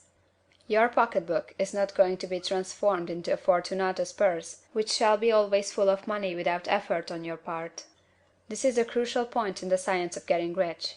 Right here, when thought and personal action must be combined, there are very many people who, consciously or unconsciously, set the creative forces in action by the strength and persistence of their desires, but who remain poor because they do not provide for the reception of the thing they want when it comes. By thought, the thing you want is brought to you; by action you receive it. Whatever your action is to be, it is evident that you must act now. You cannot act in the past, and it is essential to the clearness of your mental vision that you dismiss the past from your mind. You cannot act in the future, for the future is not here yet. And you cannot tell how you will want to act in any future contingency until that contingency has arrived. Because you are not in the right business or the right environment now, do not think that you must postpone action until you get into the right business or environment. And do not spend time in the present taking thought as to the best course in possible future emergencies. Have faith in your ability to meet any emergency when it arrives. If you act in the present with your mind on the future, your present action will be with a divided mind and will not be effective. Put your whole mind into present action. Do not give your creative impulse to original substance, and then sit down and wait for results. If you do, you will never get them. Act now. There is never any time but now, and there never will be any time but now. If you are ever to begin to make ready for the reception of what you want, you must begin now. And your action, whatever it is, must most likely be in your present business or employment, and must be upon the persons and things in your present environment. You cannot act where you are not, you cannot act where you have been, and you cannot act where you are going to be. You can act only where you are. Do not bother as to whether yesterday's work was well done or ill done. Do today's work well. Do not try to do tomorrow's work now. There will be plenty of time to do that when you get to it. Do not try, by occult or mystical means, to act on people or things that are out of your reach. Do not wait for a change of environment before you act. Get a change of environment by action. You can so act upon the environment in which you are now as to cause yourself to be transferred to a better environment. Hold with faith and purpose the vision of yourself in the better environment, but act upon your present environment with all your heart, and with all your strength, and with all your mind. Do not spend any time in day dreaming or castle building. Hold to the one vision of what you want, and act now. Do not cast about seeking some new thing to do, or some strange, unusual, or remarkable action to perform as a first step toward getting rich. It is probable that your actions, at least for some time to come, will be those you have been performing for some time past. But you are to begin now to perform these actions in a certain way, which will surely make you rich. If you are engaged in some business, and feel that it is not the right one for you, do not wait until you get into the right business before you begin to act. Do not feel discouraged, or sit down and lament because you are misplaced. No man was ever so misplaced but that he could not find the right place, and no man ever became so involved in the wrong business but that he could get into the right business. Hold the vision of yourself in the right business, with the purpose to get into it, and the faith that you will get into it, and are getting into it. But act in your present business. Use your present business as the means of getting a better one, and use your present environment as the means of getting into a better one. Your vision of the right business, if held with faith and purpose, will cause the Supreme to move the right business toward you, and your action, if performed in the certain way, will cause you to move toward the business. If you are an employee, or wage earner, and feel that you must change places in order to get what you want, do not project your thought into space and rely upon it to get you another job. It will probably fail to do so. Hold the vision of yourself in the job you want, while you act with faith and purpose on the job you have, and you will certainly get the job you want. Your vision and faith will set the creative force in motion to bring it toward you, and your action will cause the forces in your own environment to move you toward the place you want. In closing this chapter, we will add another statement to our syllabus. There is a thinking stuff from which all things are made, and which, in its original state, permeates, penetrates, and fills the interspaces of the universe. A thought, in this substance, produces the thing that is imaged by the thought. Man can form things in his thought, and, by impressing his thought upon formless substance, can cause the thing he thinks about to be created. In order to do this, man must pass from the competitive to the creative mind. He must form a clear mental picture of the thing he wants, and hold this picture in his thoughts, with the fixed purpose to get what he wants, and the unwavering faith that he does get what he wants, closing his mind to all that may tend to shake his purpose, dim his vision, or quench his faith. That he may receive what he wants when it comes, man must act now upon the people and things in his present environment. End of Chapter 11. Chapter 12. Efficient Action. You must use your thought as directed in previous chapters, and begin to do what you can do where you are, and you must do all that you can do where you are. You can advance only by being larger than your present place, and no man is larger than his present place who leaves undone any of the work pertaining to that place. The world is advanced only by those who more than fill their present places. If no man quite filled his present place, you can see that there must be a going backward in everything. Those who do not quite fill their places are dead weight upon society, government, commerce, and industry. They must be carried along by others at a great expense. The progress of the world is retarded only by those who do not fill the places they are holding. They belong to a former age and a lower stage or plane of life, and their tendency is toward degeneration. No society could advance if every man was smaller than his place. Social evolution is guided by the law of physical and mental evolution. In the animal world, evolution is caused by excess of life. When an organism has more life than can be expressed in the functions of its own plane, it develops the organs of a higher plane, and a new species is originated. There never would have been new species had there not been organisms which more than filled their places. The law is exactly the same for you. Your getting rich depends upon your applying this principle to your own affairs. Every day is either a successful day or a day of failure, and it is the successful days which get you what you want. If every day is a failure, you can never get rich, while if every day is a success, you cannot fail to get rich. If there is something that may be done today, and you do not do it, you have failed in so far as that thing is concerned, and the consequences may be more disastrous than you can imagine.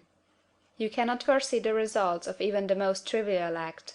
You do not know the workings of all the forces that have been set moving in your behalf. Much may be depending on your doing some simple act. It may be the very thing which is to open the door of opportunity to very great possibilities. You can never know all the combinations which Supreme Intelligence is making for you in the world of things and of human affairs. Your neglect or failure to do some small thing may cause a long delay in getting what you want. Do, every day, all that can be done that day. There is, however, a limitation or qualification of the above that you must take into account. You are not to overwork, nor to rush blindly into your business in the effort to do the greatest possible number of things in the shortest possible time. You are not to try to do tomorrow's work today, nor to do a week's work in a day. It is really not the number of things you do, but the efficiency of each separate action that counts. Every act is, in itself, either a success or a failure. Every act is, in itself, either effective or inefficient. Every inefficient act is a failure, and if you spend your life in doing inefficient acts, your whole life will be a failure. The more things you do, the worse is for you, if all your acts are inefficient ones. On the other hand, every efficient act is a success in itself, and if every act of your life is an efficient one, your whole life must be a success. The cause of failure is doing too many things in an inefficient manner, and not doing enough things in an efficient manner.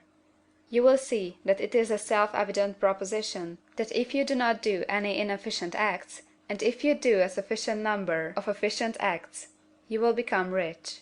If now it is possible for you to make each act an efficient one, you see again that the getting of riches is reduced to an exact science, like mathematics. The matter turns, then, on the questions whether you can make each separate act a success in itself, and this you can certainly do. You can make each act a success, because all power is working with you, and all power cannot fail. Power is at your service, and to make each act efficient you have only to put power into it. Every action is either strong or weak, and when every one is strong, you are acting in the certain way which will make you rich. Every act can be made strong and efficient by holding your vision while you are doing it, and putting the whole power of your faith and purpose into it. It is at this point that people fail to separate mental power from personal action. They use the power of mind in one place and at one time, and they act in another place and at another time. So their acts are not successful in themselves. Too many of them are inefficient. But if all power goes into every act, no matter how commonplace, every act will be a success in itself. And as in the nature of things every success opens the way to other successes, your progress toward what you want, and the progress of what you want toward you, will become increasingly rapid. Remember that successful action is cumulative in its results. Since the desire for more life is inherent in all things, when a man begins to move toward larger life, more things attach themselves to him, and the influence of his desire is multiplied. Do, every day, all that you can do that day, and do each act in an efficient manner. In saying that you must hold your vision while you are doing each act, however trivial or commonplace, I do not mean to say that it is necessary at all times to see the vision distinctly to all its smallest details. It should be the work of your leisure hours to use your imagination on the details of your vision, and to contemplate them until they are firmly fixed upon memory. If you wish speedy results, spend practically all your spare time in this practice. By continuous contemplation you will get the picture of what you want, even to the smallest details, so firmly fixed upon your mind, and so completely transferred to the mind of formless substance, that in your working hours you need only to mentally refer to the picture to stimulate your faith and purpose, and cause your best effort to be put forth.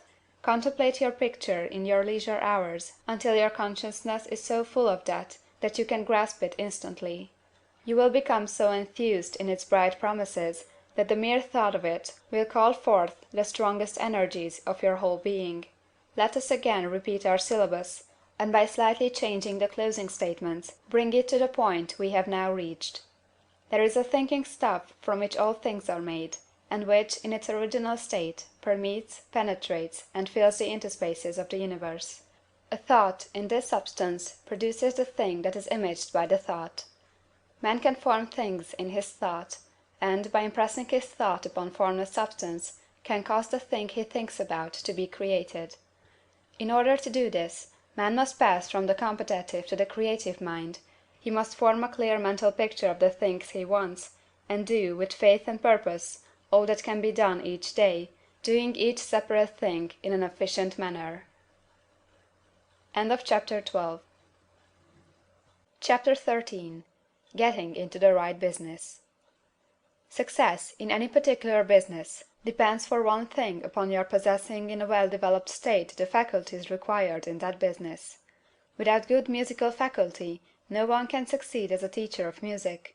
Without well-developed mechanical faculties, no one can achieve great success in any of the mechanical trades. Without tact and the commercial faculties, no one can succeed in mercantile pursuits. But to possess in a well-developed state the faculties required in your particular vocation does not insure getting rich.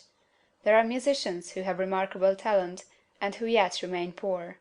There are blacksmiths, carpenters, and so on who have excellent mechanical ability, but who do not get rich; and there are merchants with good faculties for dealing with men who nevertheless fail. The different faculties are tools. It is essential to have good tools, but it is also essential that the tools should be used in the right way. One man can take a sharp saw, a square, a good plane, and so on, and build a handsome article of furniture. Another man can take the same tools and set to work to duplicate the article, but his production will be a botch. He does not know how to use good tools in a successful way. The various faculties of your mind are the tools with which you must do the work which is to make you rich. It will be easier for you to succeed if you get into a business for which you are well equipped with mental tools. Generally speaking, you will do best in that business which will use your strongest faculties, the one for which you are naturally best fitted. But there are limitations to this statement also. No man should regard his vocation as being irrevocably fixed by the tendencies with which he was born. You can get rich in any business, for if you have not the right talent, you can develop that talent. It merely means that you will have to make your tools as you go along, instead of confining yourself to the use of those with which you were born. It will be easier for you to succeed in a vocation for which you already have the talents in a well-developed state, but you can succeed in any vocation, for you can develop any rudimentary talent, and there is no talent of which you have not at least the rudiment. You will get rich most easily in point of effort if you do that for which you are best fitted, but you will get rich most satisfactory if you do that which you want to do. Doing what you want to do is life, and there is no real satisfaction in living if we are compelled to be forever doing something which we do not like to do, and can never do what we want to do. And it is certain that you can do what you want to do. The desire to do it is proof that you have within you the power which can do it. Desire is a manifestation of power. The desire to play music is the power which can play music seeking expression and development. The desire to invent mechanical devices is the mechanical talent seeking expression and development. Where there is no power, either developed or undeveloped, to do a thing, there is never any desire to do that thing, and where there is strong desire to do a thing, it is certain proof that the power to do it is strong, and only requires to be developed and applied in the right way. All things else being equal, it is best to select the business for which you have the best developed talent, but if you have a strong desire to engage in any particular line of work, you should select that work as the ultimate end at which you aim. You can do what you want to do, and it is your right and privilege to follow the business or avocation which will be most congenial and pleasant. You are not obliged to do what you do not like to do, and you should not do it except as the means to bring you to the doing of the thing you want to do. If there are past mistakes whose consequences have placed you in an undesirable business or environment, you may be obliged for some time to do what you do not like to do, but you can make the doing of it pleasant by knowing that it is making it possible for you to come to the doing of what you want to do. If you feel that you are not in the right vocation, do not act too hastily in trying to get into another one. The best way generally to change business or environment is by growth. Do not be afraid to make a sudden and radical change if the opportunity is presented, and you feel after careful consideration that it is the right opportunity. But never take sudden or radical action when you are in doubt as to the wisdom of doing so. There is never any hurry on the creative plane, and there is no lack of opportunity. When you get out of the competitive mind, you will understand that you never need to act hastily. No one else is going to beat you to the thing you want to do. There is enough for all. If one space is taken, another and a better one will be opened for you a little farther on. There is plenty of time. When you are in doubt, wait. Fall back on the contemplation of your vision, and increase your faith and purpose, and by all means, in times of doubt and indecision, cultivate gratitude. A day or two spent in contemplating the vision of what you want, and in earnest thanksgiving that you are getting it, will bring your mind into such close relationship with the Supreme that you will make no mistake when you do act. There is a mind which knows all there is to know, and you can come into close unity with this mind by faith and the purpose to advance in life, if you have deep gratitude. Mistakes come from acting hastily, or from acting in fear or doubt, or in forgetfulness of the right motive, which is more life to all, and less to none. As you go on in the certain way, opportunities will come to you in increasing number, and you will need to be very steady in your faith and purpose, and to keep in close touch with the all mind by reverent gratitude. Do all that you can do in a perfect manner every day, but do it without haste, worry, or fear. Go as fast as you can, but never hurry. Remember that in the moment you begin to hurry, you cease to be a creator and become a competitor. You drop back upon the old plane again. Whenever you find yourself hurrying, call a halt. Fix your attention on the mental image of the thing you want, and begin to give thanks that you are getting it. The exercise of gratitude will never fail to strengthen your faith and renew your purpose. End of Chapter 13. Chapter 14. The Impression of Increase. Whether you charge your vocation or not, your actions for the present must be those pertaining to the business in which you are now engaged. You can get into the business you want by making constructive use of the business you are already established in, by doing your daily work in a certain way. And in so far as your business consists in dealing with other men, whether personally or by letter, the key thought of all your efforts must be to convey their minds the impression of increase. Increase is what all men and all women are seeking. It is the urge of the formless intelligence within them, seeking fuller expression. The desire for increase is inherent in all nature. It is the fundamental impulse of the universe. All human activities are based on the desire for increase. People are seeking more food, more clothes, better shelter, more luxury, more beauty, more knowledge, more pleasure. Increase in something, more life. Every living thing is under this necessity for continuous advancement. Where increase of life ceases, dissolution and death set in at once. Man instinctively knows this, and hence he is forever seeking more. This law of perpetual increase is set forth by Jesus in the parable of the talents.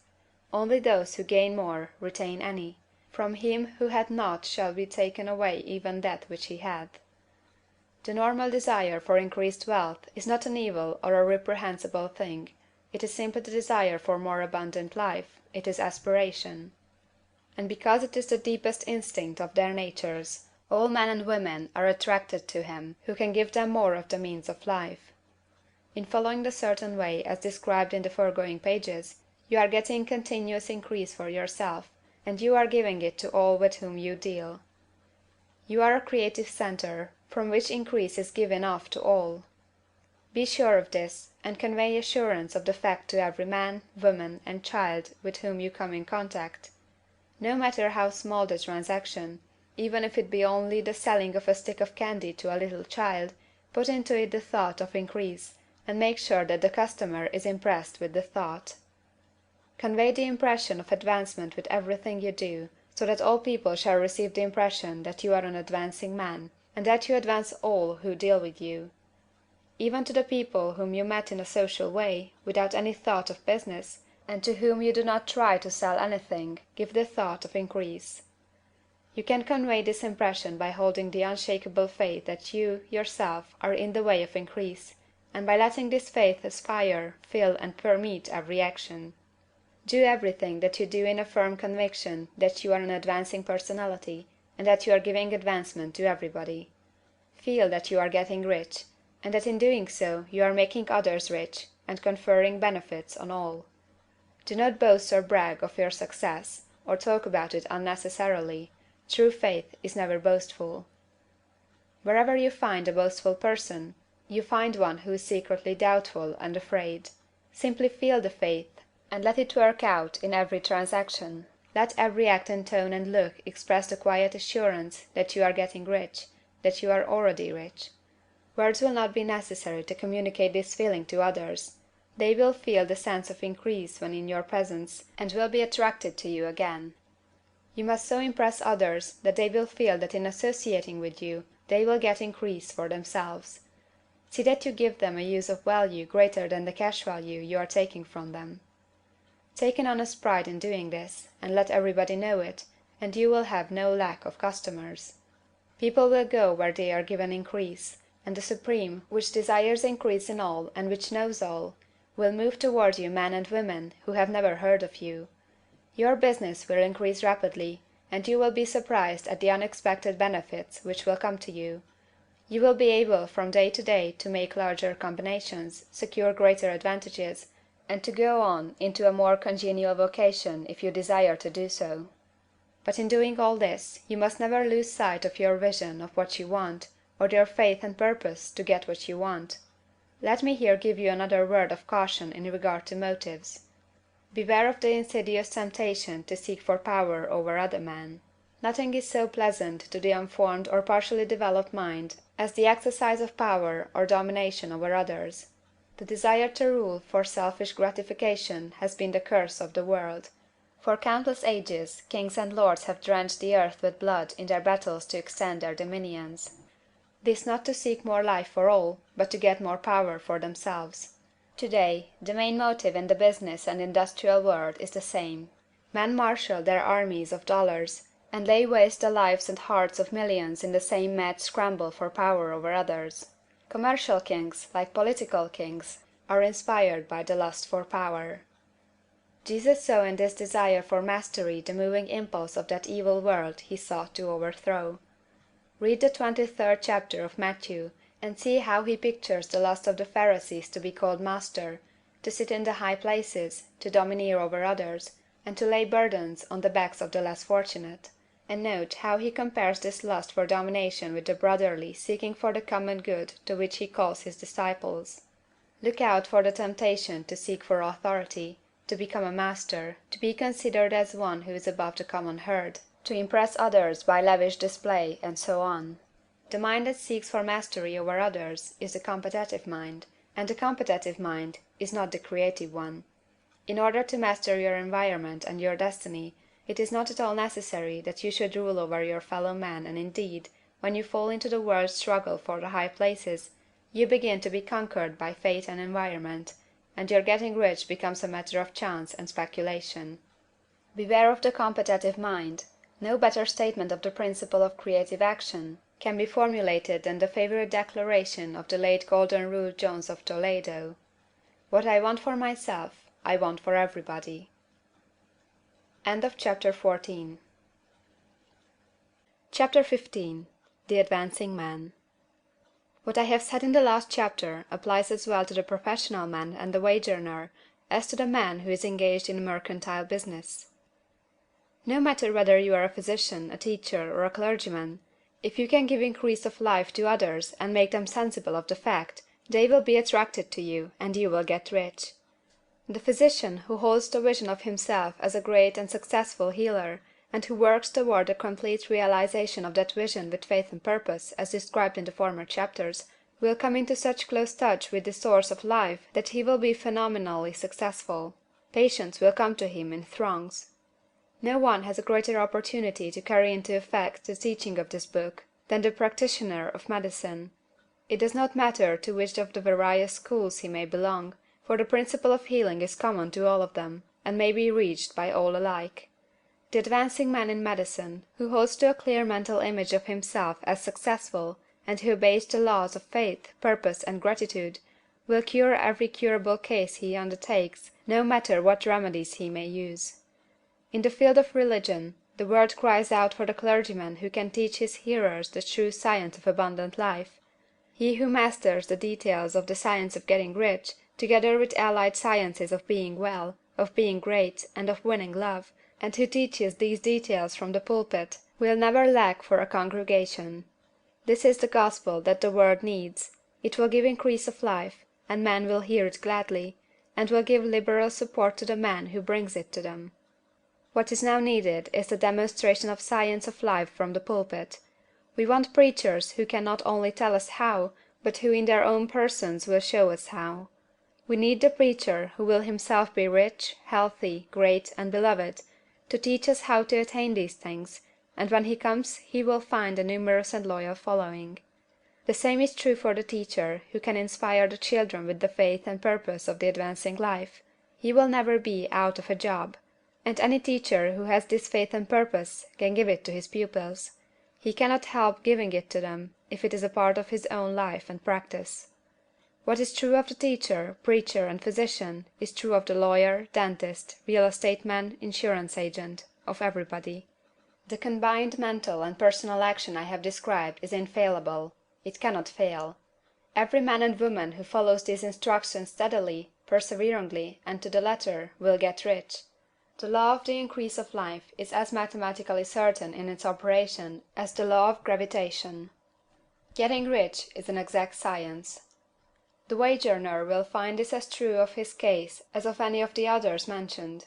Do not feel that you have no chance to get rich because you are working where there is no visible opportunity for advancement, where wages are small and the cost of living high. Form your clear mental vision of what you want, and begin to act with faith and purpose. Do all the work you can do, every day, and do each piece of work in a perfectly successful manner. Put the power of success, and the purpose to get rich, into everything that you do. But do not do this merely with the idea of currying favor with your employer, in the hope that he, or those above you, will see your good work and advance you. It is not likely that they will do so. The man who is merely a good workman, filling his place to the very best of his ability, and satisfied with that, is valuable to his employer, and it is not to the employer's interest to promote him. He is worth more where he is.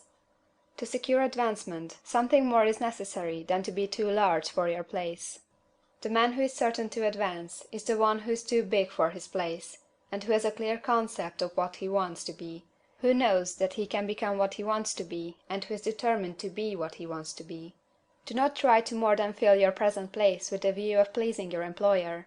Do it with the idea of advancing yourself. Hold the faith and purpose of increase during work hours, after work hours, and before work hours. Hold it in such a way that every person who comes in contact with you, whether foreman, fellow workman, or social acquaintance, will feel the power of purpose radiating from you, so that every one will get the sense of advancement and increase from you. Men will be attracted to you, and if there is no possibility for advancement in your present job, you will very soon see an opportunity to take another job. There is a power which never fails to present opportunity to the advancing man who is moving in obedience to law. God cannot help helping you if you act in a certain way. He must do so in order to help himself. There is nothing in your circumstances or the industrial situation that can keep you down. If you cannot get rich working for the Steel Trust, you can get rich on a 10-acre farm, and if you begin to move in a certain way, you will certainly escape from the clutches of the Steel Trust and get on to the farm or wherever else you wish to be. If a few thousands of its employees would enter upon the certain way, the Steel Trust would soon be in a bad plight. It would have to give its working men more opportunity, or to go out of business. Nobody has to work for a trust. The trusts can keep men in so-called hopeless conditions only so long as there are men who are too ignorant to know of the science of getting rich, or too intellectually slothful to practice it. Begin this way of thinking and acting, and your faith and purpose will make you quick to see any opportunity to better your condition. Such opportunities will speedily come, for the Supreme, working in all, and working for you, will bring them before you. Do not wait for an opportunity to be all that you want to be. When an opportunity to be more than you are now is presented, and you feel impelled toward it, take it. It will be the first step toward a greater opportunity. There is no such thing possible in this universe as the lack of opportunities for the man who is living the advancing life. It is inherent in the constitution of the cosmos that all things shall be for him and work together for his good, and he must certainly get rich if he acts and thinks in the certain way. So let wage-earning men and women study this book with great care, and enter with confidence upon the course of action it prescribes. It will not fail. End of Chapter 15. Chapter 16. Some cautions and concluding observations. Many people will scoff at the idea that there is an exact science of getting rich. Holding the impression that the supply of wealth is limited, they will insist that social and governmental constitutions must be changed before even any considerable number of people can acquire a competence. But this is not true. It is true that existing governments keep the masses in poverty, but this is because the masses do not think and act in a certain way. If the masses begin to move forward as suggested in this book, neither governments nor industrial systems can check them. All systems must be modified to accommodate the forward movement. If the people have the advancing mind, have the faith that they can become rich, and move forward with the fixed purpose to become rich, nothing can possibly keep them in poverty.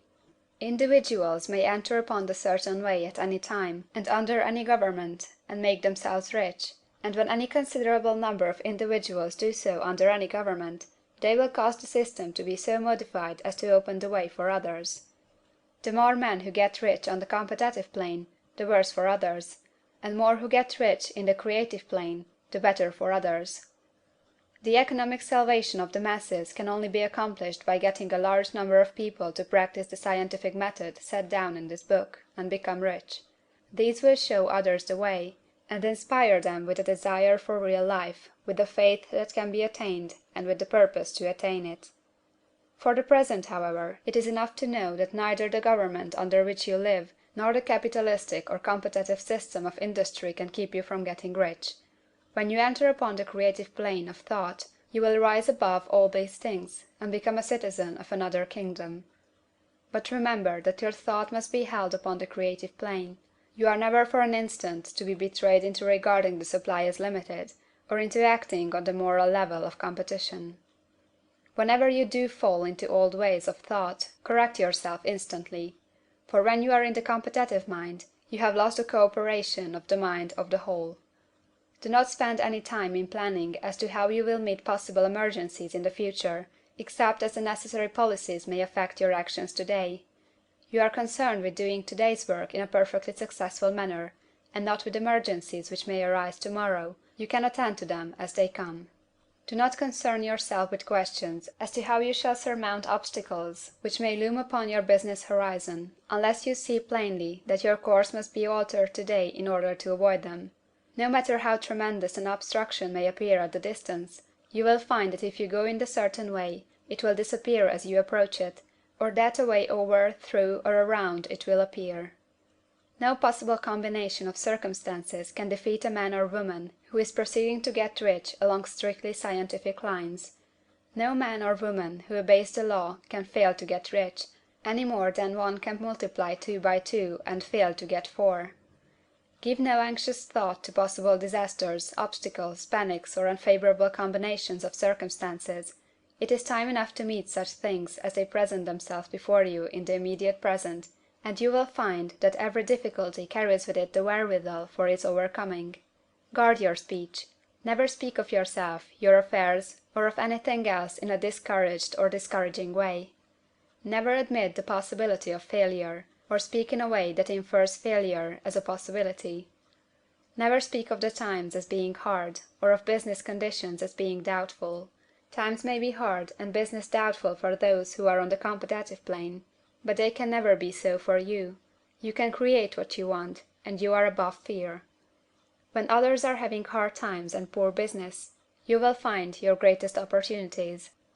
Train yourself to think of and to look upon the world as something which is becoming, which is growing, and to regard something evil as being only that which is undeveloped. Always speak in terms of advancement. To do otherwise is to deny your faith, and to deny your faith is to lose it. Never allow yourself to feel disappointed. You may expect to have a certain thing at a certain time, and not get it at that time, and this will appear to you like failure. But if you hold to your faith, you will find that the failure is only apparent. Go on in the certain way, and if you do not receive that thing, you will receive something so much better that you will see that the seeming failure was really a great success. A student in this science had set his mind on making a certain business combination which seemed to him at the time to be very desirable, and he worked for some weeks to bring it about. When the crucial time came, the thing failed in a perfectly inexplicable way. It was as if some unseen influence had been working secretly against him. He was not disappointed; on the contrary, he thanked God that his desire had been overruled, and went steadily on with a grateful mind. In a few weeks an opportunity so much better came his way that he would not have made the first deal on any account, and he saw that a mind which knew more than he knew had prevented him from losing the greater good by entangling himself with the lesser. That is the way every seeming failure will work out for you, if you keep your faith, hold to your purpose, have gratitude, and do, every day, all that can be done that day, doing each separate act in a successful manner. When you make a failure, it is because you have not asked for enough. Keep on, and a larger thing than you were asking will certainly come to you. Remember this. You will not fail because you lack the necessary talent to do what you wish to do. If you go on as I have directed, you will develop all that talent that is necessary for the doing of your work. It is not within the scope of this book to deal with the science of cultivating talent, but it is as certain and simple as the process of getting rich. However, do not hesitate or waver for fear when you come to any certain place you will fail for lack of ability. Keep right on, and when you come to that place the ability will be furnished for you. The same source of ability which enabled the untaught Lincoln to do the greatest work in government ever accomplished by a single man is open to you. You may draw upon all the mind there is for wisdom to use in meeting the responsibilities which are laid upon you. Go on in full faith. Study this book. Make it your constant companion until you have mastered all the ideas contained in it.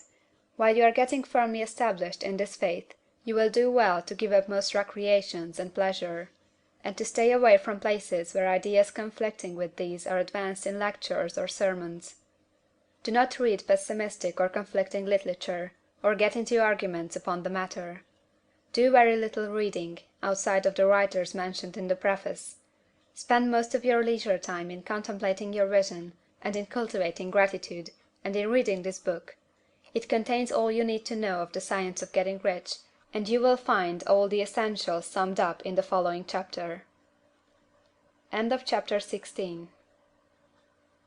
Chapter 17. Summary of the Science of Getting Rich. There is a thinking stuff from which all things are made, and which, in its original state, permeates, penetrates, and fills the interspaces of the universe. A thought in this substance produces the thing that is imaged by the thought. Man can form things in his thought, and by impressing his thought upon formless substance can cause the thing he thinks about to be created. In order to do this, man must pass from the competitive to the creative mind, otherwise he cannot be in harmony with the formless intelligence, which is always creative and never competitive in spirit. Man may come into full harmony with the formless substance by entertaining a lively and sincere gratitude for the blessings it bestows upon him. Gratitude unifies the mind of man with the intelligence of substance, so that man's thoughts are received by the formless. Man can remain upon the creative plane only by uniting himself with the formless intelligence through a deep and continuous feeling of gratitude. Man must form a clear and definite mental image of the things he wishes to have, to do, or to become, and he must hold this mental image in his thoughts while being deeply grateful to the Supreme that all he desires are granted to him. The man who wishes to get rich must spend his leisure hours in contemplating his vision, and in earnest thanksgiving that the reality is being given to him. Too much stress cannot be laid on the importance of frequent contemplation of the mental image, coupled with unwavering faith and devout gratitude. This is the process by which the impression is given to the formless, and the creative forces set in motion. The creative energy works through the established channels of natural growth and of the industrial and social order. All that is included in his mental image will surely be brought to the man who follows the instructions given above, and whose faith does not waver. What he wants will come to him through the ways of established trade and commerce. In order to receive his own when